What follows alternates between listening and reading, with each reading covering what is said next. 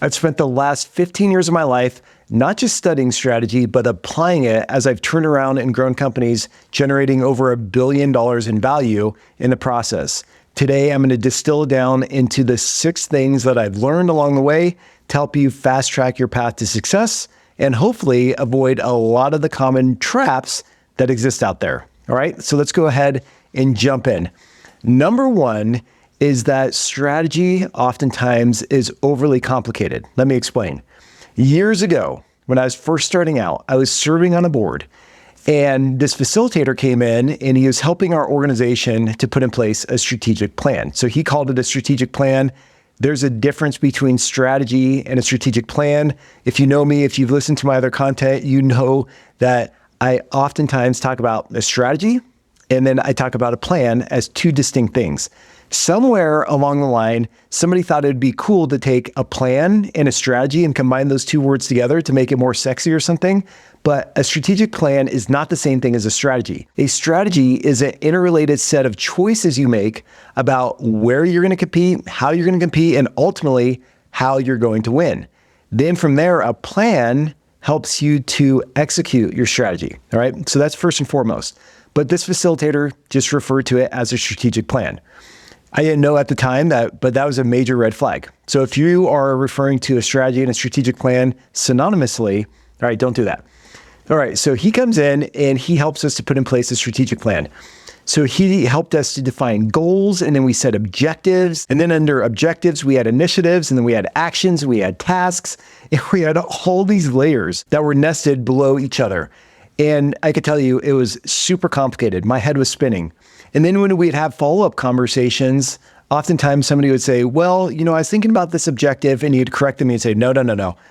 That's not an objective. That's an initiative. Think about it more broadly. And they're like, okay, sorry, initiative. Or they would say, yeah, we're going to do this task. And he's like, that's not the task. That's an action.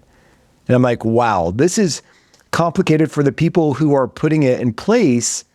How are we ever going to roll this out across the entire organization and to all our stakeholders? And guess what? We didn't. It was a massive failure. So that's lesson number 1. Is don't overcomplicate strategy. Strategy is really simple. Like I said, it's just an interrelated set of choices that you're making about your company's position, about its behavior, and ultimately how it's going to win. In other words, if I just break it down in layman terms, there are so many priorities that are competing for our attention, especially as business leaders. There's just opportunities and possibilities and all these distractions that exist out there. A strategy helps you to stay laser focused on solving the number 1 constraint of your business and then focusing on efforts that are going to result in the biggest upside. All right. So if you just think about strategy as a mechanism to help you to focus, then it becomes a lot simpler. Now at Coltivar, we put in place a strategy blueprint for our clients. It's very simple and it has these components: purpose, principles, strategic problem, market focus and position, competitive behavior, resources and returns, and ultimately a strategic narrative. Those are the components. That's it, right? And by following these components and putting the customer at the very center, because the ideal customer profile is at the very core of the strategy, guess what? You can roll out a strategy in your business that will allow you to achieve value. It doesn't have to be all complicated. It doesn't require 55 steps, right, to create a strategy. It can be very simple, but the key is to follow a framework that actually works. And that's what I'm talking about today. This is an approach that I've used over and over and over again to turn around all different types of companies across multiple industries and of all different sizes. All right, so that's number 1. That's one lesson that I learned, is that strategy can oftentimes be super complicated, but it doesn't have to be. Number 2 is that strategy doesn't require a ton of data. I was working with a company once. I went into their first strategy session with them, and they had a massive report that another consulting firm put together for them. And it had graphs and diagrams and predictions of the future and the trajectory of the industry. And sure, that's helpful to understand your macro environment. So I'm not saying data is bad. I love data. I think data is really, really important. But if you're trying to predict the next 5, 10, 15 years in your industry, and you're paying all this money to acquire all this data, it could be for naught. So that's where you just want to be careful. Or if you're delaying your strategy, right, your efforts to put in place a strategy, to design your strategy, because one magical day you're going to have all the data you need to make decisions, well, your efforts may be in vain. So don't let paralysis by analysis plague you, because this can really slow you down. Definitely bring in data. And what I recommend is looking at your historical performance, also understanding the macro trends that are impacting your ideal customer profile and your company. Of course, bring those to the table, but then put in place a strategy blueprint that will help you to overcome your strategic problem and to drive value along the way. All right. So don't let data get in the way, and please don't spend a ton of money on these massive reports or hiring a consulting firm to try to predict the future, because that's just not possible. Which leads into number 3. This is a huge lesson that I've learned, is that you cannot predict the future. I do not sell prediction strategy. I sell a framework, a system, a roadmap that helps companies to identify their biggest constraint and then put in place initiatives, actions, and results in order to drive greater firm value. All right, that's it. It's pretty simple.